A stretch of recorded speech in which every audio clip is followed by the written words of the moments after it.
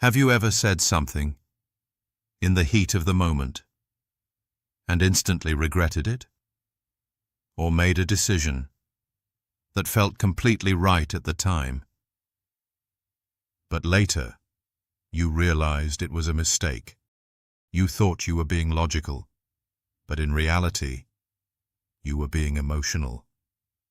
And here's the truth most people never realize. We are not rational creatures. We are emotional creatures pretending to be rational. In Law 1, Robert Greene reveals something uncomfortable. Your emotions are quietly controlling your life. Every decision you make, career, money, relationships, is influenced by feelings you barely notice. We like to believe, I think first, and then I feel. But the truth is the opposite. You feel first, and then your mind creates reasons to justify it. And if you don't become aware of this, you will keep repeating the same mistakes again and again and again. Inside you, there are two forces: the emotional self and the rational self. The emotional self is fast, impulsive, reactive. It's driven by fear, anger, ego, desire. The rational self is slower, calm, observing. It thinks before acting. It questions before believing. But here's the problem. In most people, the emotional self is in control. And the rational self? It only comes in later, to justify what has already been decided. That's why people repeat bad habits, stay in wrong relationships, make poor financial decisions. Not because they lack intelligence, but because they lack emotional awareness. Let's make this real. In a breakup or divorce, a rational person thinks long-term. They focus on peace, stability, outcomes. But an emotional person, they want revenge. They want to win, even if it destroys everything in the process.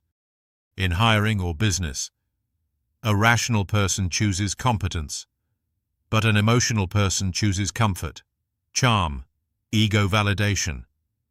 In careers, rational thinkers focus on long-term growth. Emotional thinkers chase quick money, attention, status, and end up stuck. The difference is not IQ, it's self-control. Now here's where it gets dangerous.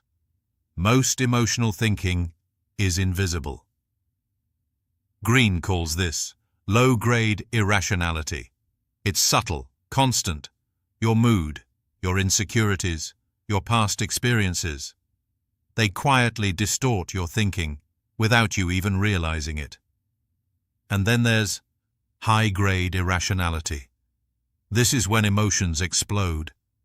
Anger, jealousy, fear, excitement. At this point, you don't see reality anymore. Everything becomes emotional. You overreact. You misjudge. You say things you regret.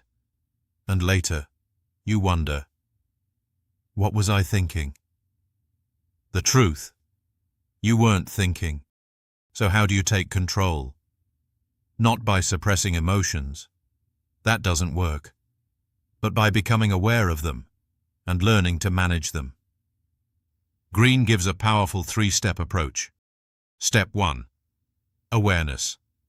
Start noticing your emotions in real time. Ask yourself, why am I feeling this? What is driving this reaction? Just this question creates distance between you and the emotion. Step 2. Pause. When emotions rise, do nothing. Pause. Breathe. Wait.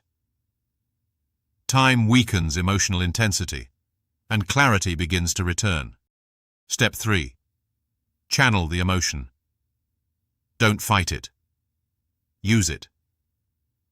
Turn anger into focus. Turn anxiety into preparation. Turn emotional energy into controlled action. That is true rationality. Not cold, not robotic, but balanced. As Green explains, the goal is not to remove emotion, but to make emotions serve your thinking. When you master your emotional self, you stop reacting and start choosing. You become calm, even in chaos. You think clearly when others lose control. And over time, you gain something incredibly rare: control over your own mind. Green describes this as a deep satisfaction, a sense of clarity, focus, and inner power that most people never experience. So remember this: your emotions are powerful, but they are not always truthful.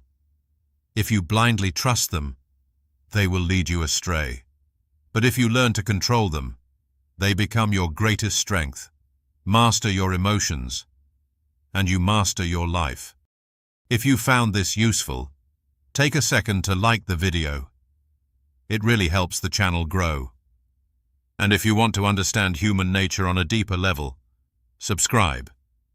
Because in the next video, we're breaking down Law 2, the Law of Narcissism.